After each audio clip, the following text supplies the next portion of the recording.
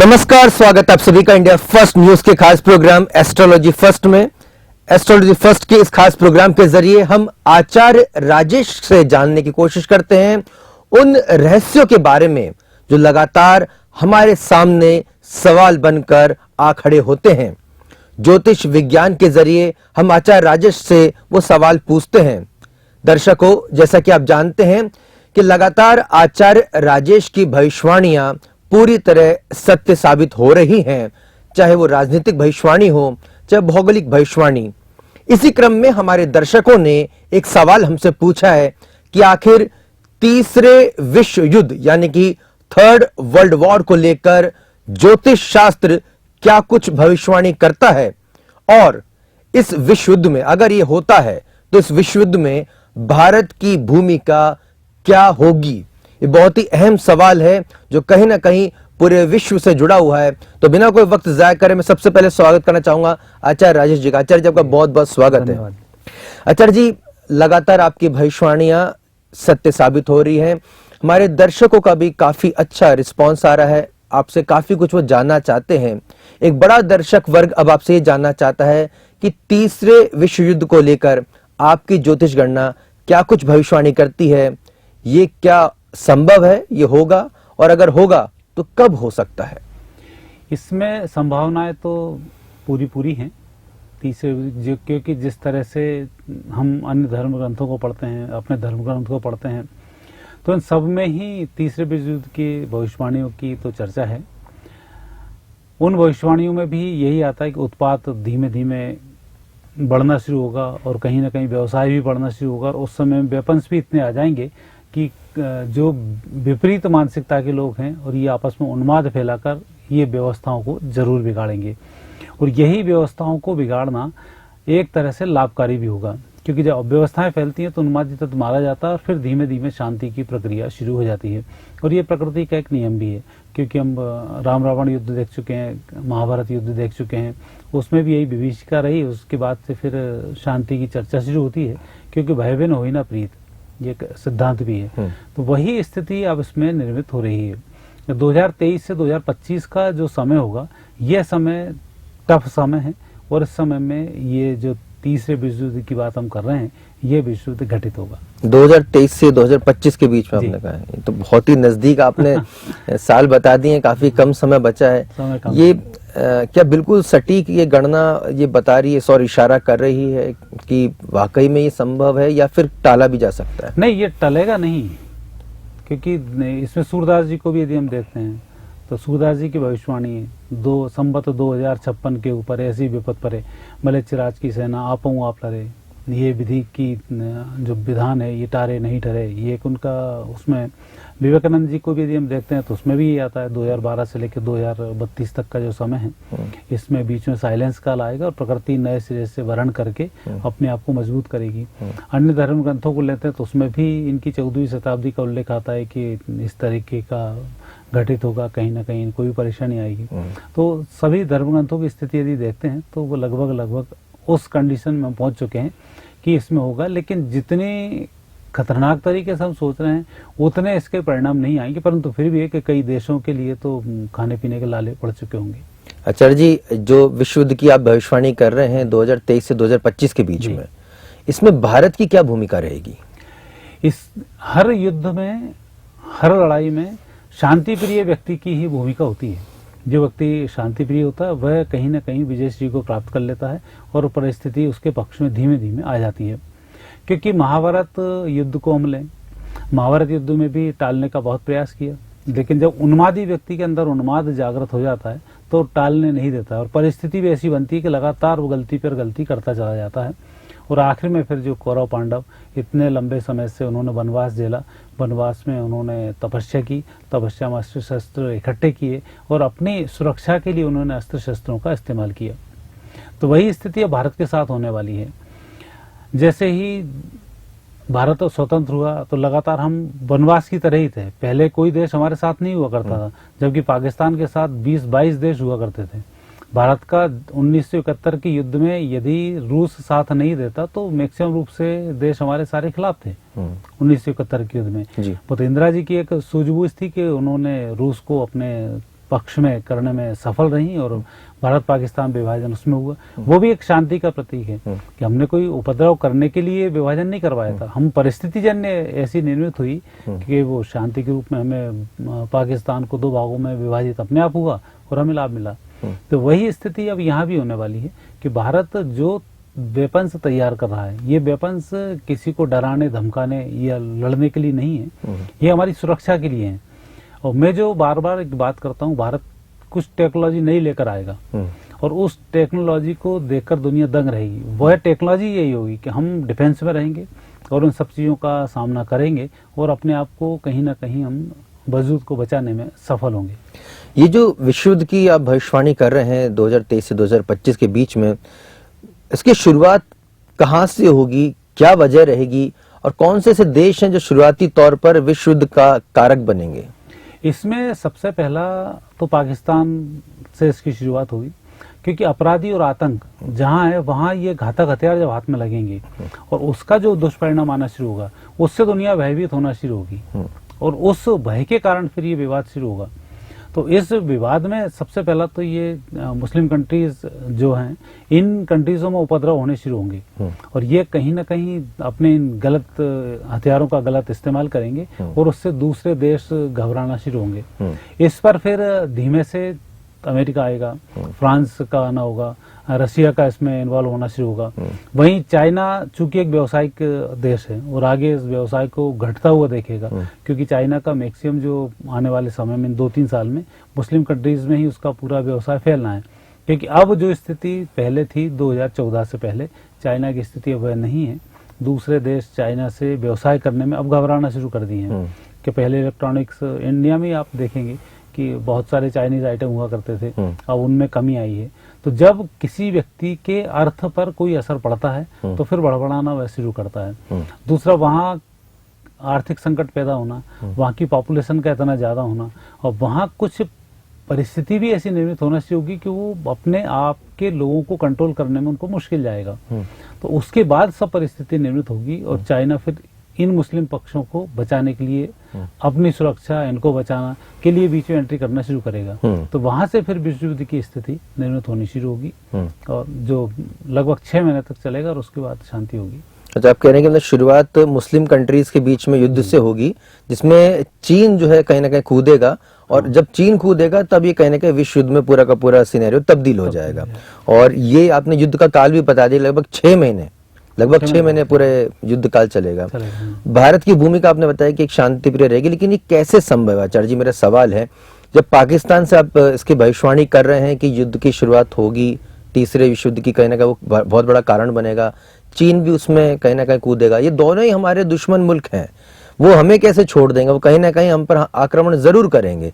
तो ऐसी स्थिति में भारत कब तक तटस्थ बना रहेगा और कैसे खुद को सुरक्षित रख पाएगा? ग्रह योगों को देखते हैं तो चीन हमारा तात्कालिक शत्रु जरूर है, लेकिन जब भी कहीं विवाद होता है तो वहाँ 4 वर्णों की विशेष भूमिका होती है। उन 4 वर्णों में ब्राह्मण वर्ण भी होता है, शूद्र वर्ण भी होता है, वैश्य वर्ण भी होता है, क्षत्रिय वर्ण भी होता है। तो इस विवाद को यदि हम देखते हैं तो जो चाइना है ये वैश्य वर्ण का है, व्यवसायिक प्रवृत्ति का है, इसलिए अपनी चीजों में आपस में लगातार विस्तार करना जो एक वैश्य का लक्षण होता है, अपने धंधे को बढ़ाना, तो ये इसका एक लक्षण है। दूसरा, शूद्र के रूप में यदि हम देखते हैं तो वहां पर ये सारी ऐसी कंट्रीज के लोग आएंगे जो कहीं ना कहीं जिहादी मानसिकता के हैं। उनको लगता है कि हमारे अलावा कोई कुछ नहीं कर सकता, क्योंकि एक छोटी सोच है, आप दूसरे व्यक्ति को सुखी नहीं देख सकते, तो ऐसा नहीं होगा कि एक ही पावर के थ्रू हम दूसरे व्यक्ति को कंट्रोल कर पाए। तो वहां ये फिर समझने शुरू करेंगे। तीसरा, फिर क्षत्रिय वर्ण शुरू होगा। तो क्षत्रिय वर्ण में ये सब योद्धा लोग आ जाएंगे, जिसमें अमेरिका आ जाएगा, रूस आ जाएगा, फ्रांस आ जाएगा, उस तरह की टेक्नोलॉजी वाली सब लोग वहां आकर खड़े होंगे। और ब्राह्मण वर्ण की भूमिका में किसी व्यक्ति को समझाने की स्थिति आएगी तो फिर वहां पर एक ब्राह्मण वर्ण की भूमिका में भारत होगा, जो एक शांति का संदेश दूसरों तक प्रसारित कर पाएगा। और यही होगा कि जब हम विवाद शुरू करते हैं, आकस्मिक रूप से प्रकृति आपकी मदद करती है। कई बार आप अपनी दैनिक लाइफ में भी इस चीज को देख सकते हैं कि कई बार आप परेशान हो, परेशानी में आपको आकस्मिक हल समझ में आता है, कोई व्यक्ति उस समय आता है, आपकी मदद कर देता है, तो वो स्थिति वहां हो जाएगी। और जब उपद्रव शुरू होता है तो उन्मादियों के दिमाग में वो सब चीजें नहीं आ पाती कि हमें करना क्या है। उस समय तो सीधा वेपन चलाना, उठाना, पटकना, बस वही दिमाग में आता रहता है, तो वहाँ प्लानिंग प्रॉपर तरीके से नहीं हो पाती है। तो पाकिस्तान तो फिर सबसे पहले हमला भारत पे ही करेगा, अगर वहां से शुरुआत होती है तो उसका तो जन्मजात दुश्मन हिंदुस्तान है। तब तक पाकिस्तान अपना अस्तित्व खो चुका होगा। अच्छा। 2023 तक पाकिस्तान की हिम्मत इतनी नहीं बचेगी, क्योंकि जिहादी की शुरुआत वहीं से होगी। आर्थिक रूप से तंगाली आ चुका होगा, भुखमरी वहाँ फैल चुकी होगी। ये सब 1.5 साल के अंदर होने वाला है। अब वहाँ टाइम बहुत बचा नहीं है पाकिस्तान में भुखमरी फैलने के लिए, क्योंकि अभी आप देखे होंगे कि ग्रे लिस्ट में आ गया, आगे ब्लैक लिस्ट में आ जाएगा। इसके बाद तो आर्थिक स्रोत खत्म। जब आर्थिक सोर्स खत्म हो जाते हैं तब फिर भुखमरी और विवाद की स्थिति बनती है। तो वहां पर कहीं ना कहीं जिहादियों के हाथों में इनके एटॉमिक शक्तियां पड़ेंगी और ये प्रयोग भारत के ऊपर करेंगे। तब जाकर भारत इस पर अटैक करेगा, पाकिस्तान पर। वहां चीन भारत का साथ दे ना दे, लेकिन शांत बैठेगा, क्योंकि वो व्यावसायिक मानसिकता का है, उसे धंधा हम लोगों से ही करना है। तो वहां वो इस बीच में नहीं आएगा। जैसे 1971 के युद्ध में भी साइलेंट रहा हो, जबकि पाकिस्तान को उसने आश्वासन दिया था मुझे लड़ना है, लेकिन अंतोगत्वा पावर जो हमारी रही उसमें फिर शांत रहेगा। तो वहां से विवाद शुरू होगा, फिर कुछ साइलेंस रहेगा, उसके बाद फिर मुस्लिम कंट्रीज की तरफ ये आतंकवादी मूव कर जाएंगे और वहां से फिर ये उकसाना शुरू करेंगे। तो कहीं ना कहीं दुनिया में हाहाकार मचना शुरू होगा, तो फिर इस युद्ध की स्थिति इसमें बनेगी। ये जैसे हमने प्रथम विश्व युद्ध और द्वितीय विश्व युद्ध के बारे में हमने पढ़ा है और तस्वीरें देखते हैं, तो उसका जो व्यापकता थी पूरे विश्व भर में थी। ये तीसरा विश्व युद्ध होगा, ये भी काफी बड़े पैमाने पे होगा। इसमें क्या बहुत बड़े पैमाने पे देश जो है शामिल हो जाएंगे? इसमें बड़े पैमाने पर देश शामिल होंगे, क्योंकि आने वाले समय में जिहाद का कोई नाम नहीं रहेगा। कुछ समय स्थिति ये बनने वाली है कि जहां जहां आपने उपद्रव की बात की, वहां शांति प्रिय देश हों, वैश्यवर्ण देश हों, ये सब उस पर अटैक करना शुरू कर देंगे। तो वहां जो स्थिति बनेगी, क्योंकि इस तरीके की मानसिकताओं के पूरे देश में, दुनिया में फैले हुए हैं, तो वहां जब अटैक होगा तो उसका असर तो इसमें आएगा ही आएगा। परमाणु हथियारों से ज्यादातर देश संपन्न है, चाहे चीन की बात करें, भारत की, पाकिस्तान की, अमेरिका, फ्रांस, ब्रिटेन, रशिया, जो कहीं ना कहीं इस विश्व युद्ध में आपको लगता है कि कहीं ना कहीं शामिल हो सकते हैं। तो ऐसी स्थिति में जब इतने बड़े पैमाने पे विध्वंसक हथियार मौजूद हैं, तो विश्व युद्ध के बाद तो कुछ बाकी बचेगा ही नहीं। इसमें मैं आपको आशु जी थोड़ा पीछे ले जाऊंगा कि भविष्यवाणी अकेले ग्रह नक्षत्रों से नहीं होती है। पीछे देख के आगे चलो, ये सिद्धांत होता है।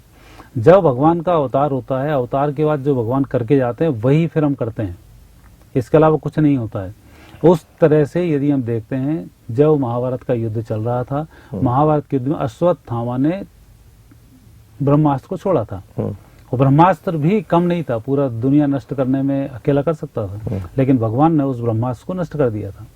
तो आज की स्थिति में भी अणुबम वही हैं जो कहीं ना कहीं नुकसान पहुंचाते हैं, परंतु यह फिर ऐसा ही होगा कि उन देशों में इतनी सदगति रहेगी कि इस चीजों का बहुत ज्यादा उपयोग नहीं करेंगे।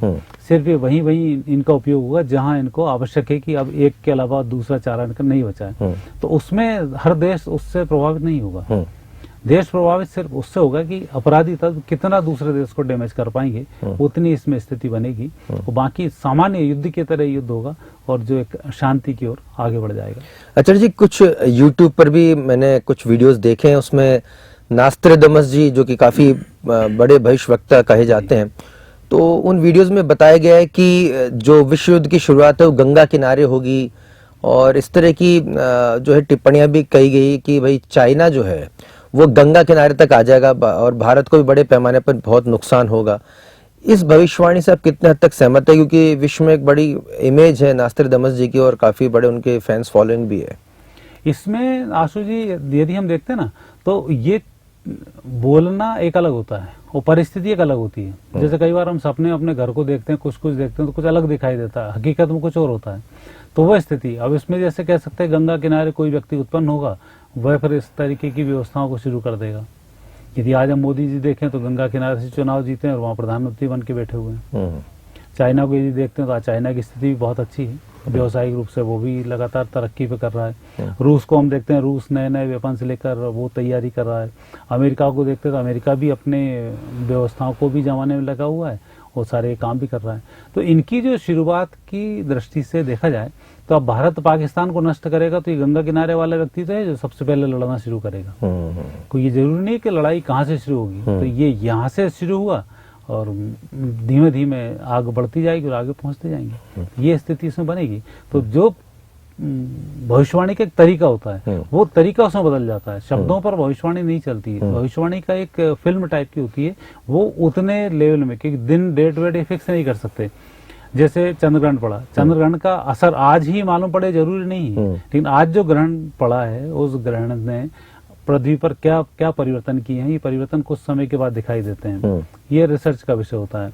तो ऐसे ही जो बातें कही गई हैं आज, जैसे अब नवंबर में 6 ग्रही योग एक साथ बनेगा, तो 6 ग्रही योग में लोगों की क्या मानसिकता होगी, इस ग्रह में कौन कौन से लोग पैदा हो जाएंगे, वो जो पैदा हुए लोग हैं वो अपनी एक अलग भूमिका में होंगे। और 6 ग्रही जिस दिन पड़ा उस दिन जो लोगों के राजा हैं इनके दिमाग पर क्या असर पड़ रहा है, सैनिक हैं, सेना नायक पर उस 6 ग्रह का क्या असर पड़ रहा है, ये रिजल्ट्स आने वाले समय में दिखाई देता है। तो ये परिस्थिति होती है, जो दिखाई दे रहा है वो कुछ समय के बाद उसके परिणाम सामने आते हैं। इसलिए ज्योतिष उस लेवल तक बात करता है कि इस समय से इस समय तक होगा।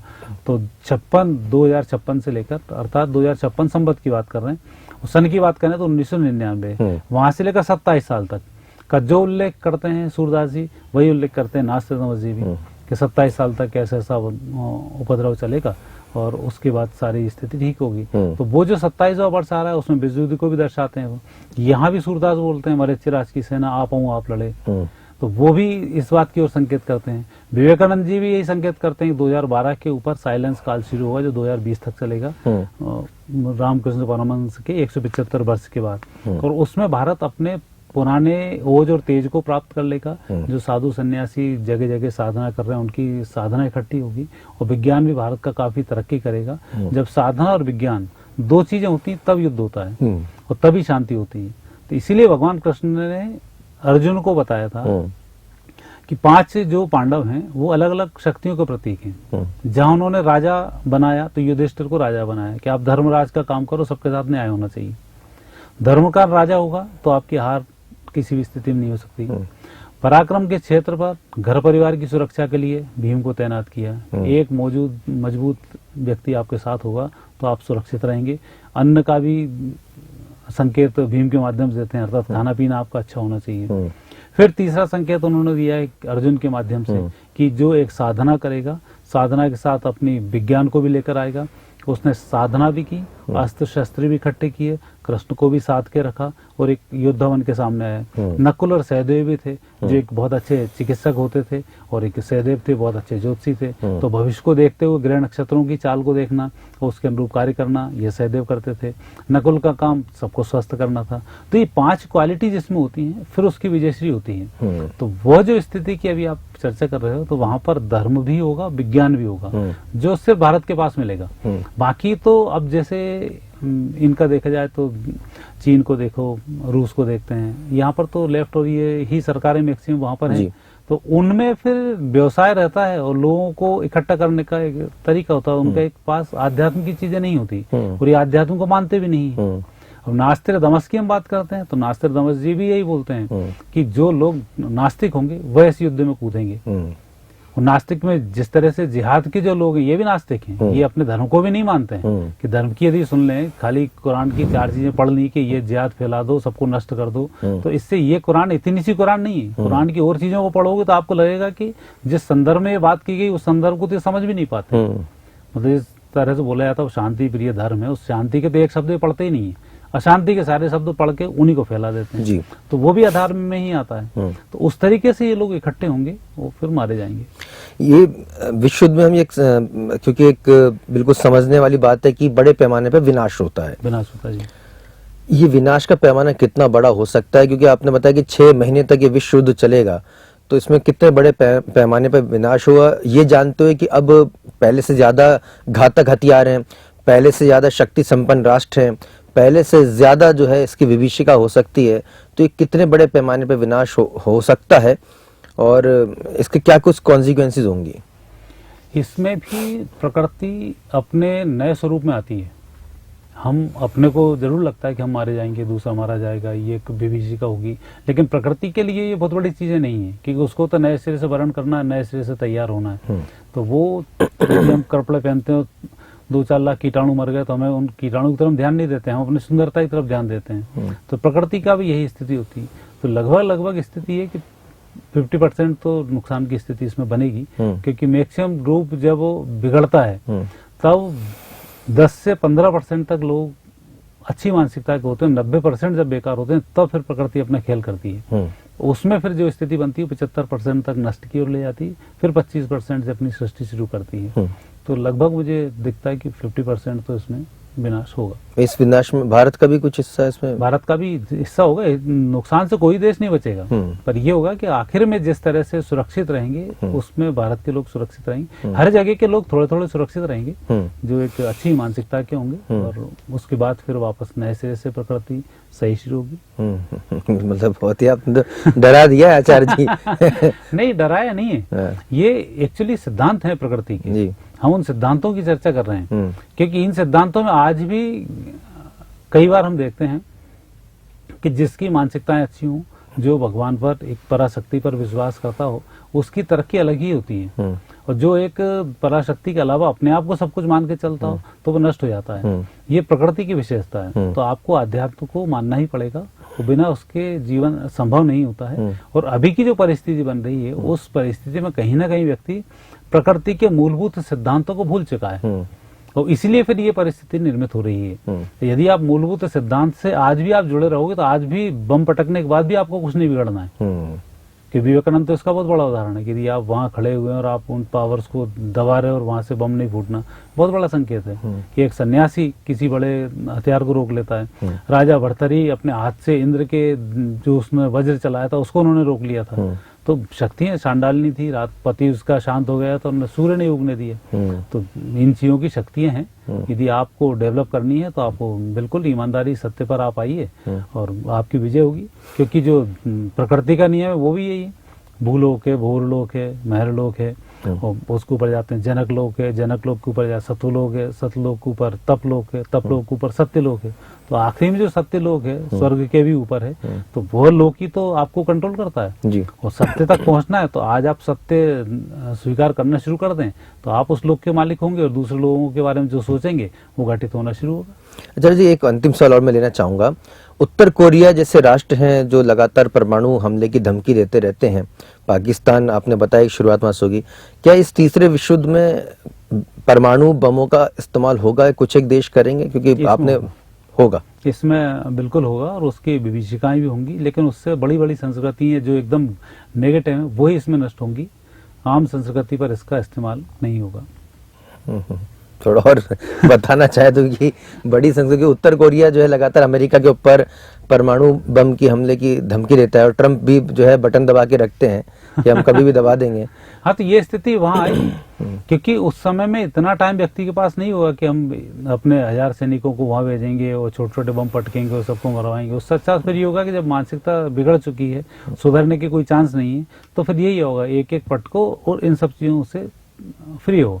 क्योंकि वहां जो विपरीत परिस्थिति बनती है, महाभारत युद्ध को आपको इसको समझना होगा कि जब भीष्म इधर से सेना नायक बनते हैं, कृष्ण यहाँ इनके लिए अर्जुन के आगे आते हैं, धृष्टद्युम्न उधर से आना शुरू होते हैं, तो ये जो एक सेना की आप कमान देखेंगे वो लगातार आपको संकेत देगी कि जहाँ शांत व्यक्ति है वहाँ शांत व्यक्ति यहाँ भी है। वहाँ दुर्योधन आता है तो यहाँ पर राजा भीम बन जाता है, वहाँ कर्ण बनता है तो यहाँ अर्जुन बन जाता है। तो ये जो एक षष्ठी का चक्र है, उस महाभारत को गंभीरता से अध्ययन करोगे तो वही तीसरे विश्व युद्ध में होने वाला है जो वहां हुआ है, और उसी तरह से यहाँ रक्षा होगी जिस तरह से महाभारत में हुई है। क्योंकि जो एक भगवानों का अवतार होता है, ये सृष्टि कैसे चलेगी इसको बताने के लिए होता है, वो सृष्टि फिर वैसे ही चलती है। बहुत बहुत शुक्रिया आचार्य राजेश जी, तीसरे विश्व युद्ध को लेकर इतनी सटीक और इतने विश्लेषण के साथ में विस्तृत जानकारी आपने हमारे दर्शकों को दी है। हमने कोशिश करी कि उन तमाम सवालों को शामिल करने की जो हमारे दर्शकों ने आपके जरिए पूछने की कोशिश की है। तो दर्शकों, विश्व युद्ध कोई नहीं चाहता है, युद्ध कोई भी नहीं चाहता है, लेकिन जिस तरह की संभावना इस समय बन रही है उसकी आशंका ये ज्योतिषी गणना के आधार पर 2023 से 2025 के बीच में विश्व युद्ध की आशंका यहाँ पर जताई जा रही है। और इसमें जैसे कि कहा जाता है कि धर्म रक्षतो रक्षति, धर्म ही रक्षा करता है इंसान की। जो धर्म परायण होगा, जो सत्य के मार्ग पे चलेगा, उसका इस विश्व युद्ध के दौरान भी रक्षा हो सकती है, ऐसी ज्योतिषीय गणना है। और इसको मानने में कोई बुराई भी नहीं है, क्योंकि अगर हम अभी भी धर्म रूप का जो आचरण करते हैं उससे वर्तमान दौर में भी हमें कोई नुकसान नहीं होता है। और जो परिस्थिति फिलहाल बनती नजर आ रही है, अब देखिए किस तरह से पाकिस्तान बौखलाहट की स्थिति में है। हिंदुस्तान की फौजें लगातार अब पाकिस्तान के अंदर तक घुसकर उस पर प्रहार कर रही हैं। उत्तर कोरिया अपने मद में जो है चूर हो रहा है, उसको लग रहा है एक छोटा सा मुल्क की उसके पास पता नहीं कितना बड़ा हथियार आ गया है। और चाइना के जो पीछे से जिसको जो कोशिशें जो है उसकी अंजाम पनपती है, उसको जो सपोर्ट मिलता है, उससे अमेरिका को भी आंखें दिखाने से नहीं बाज आता। तो ये जो तमाम जो परिस्थितियां बन रही है, टर्की जो है वो सीरिया पर हमला कर रहा है, वहां पर हवाई हमले हो रहे हैं। रशिया जो है वो देर सबेर कहने के अपने भुजाओं को फड़फड़ा कर दिखा देता है कि अभी भी वो विश्व शक्ति है, उससे बच के रहें। तो ये जो तमाम जो परिस्थितियां बनती दिखाई दे रही हैं, वो कहीं ना कहीं जो आचार्य राजेश ने जो भविष्यवाणी की है जो ज्योतिषी गणना के आधार पर, उसके काफी कुछ नजदीक दिखाई दे रही है। लेकिन इसमें घबराने की कोई बात नहीं है। भारत जो कहीं ना कहीं एक अपनी बहुत ही विस्तृत संस्कृति रखता है, एक बड़ा धर्मपरायण आचरण रखता है, ऐसे भारतवर्ष में रहने वाले लोगों को कभी भी डरने की आवश्यकता नहीं है। आप धर्मपरायण आचरण करें, आसपास के माहौल को शुद्ध करें, उसमें अपने भाईचारे को बढ़ाएं, तो बहुत मुमकिन है कि इस विश्व युद्ध में भारत को जरा भी आंच नहीं आए और हम एक विश्व गुरु बनकर फिर से सिरमौर बने। क्योंकि अगर कहीं पे पतन होता है तो सृजन भी होता है। उस सृजन की आशा के साथ आपके दोस्त आशुतोष को दीजिए इजाजत। आप देखते रहिए इंडिया फर्स्ट न्यूज। बहुत बहुत नमस्कार।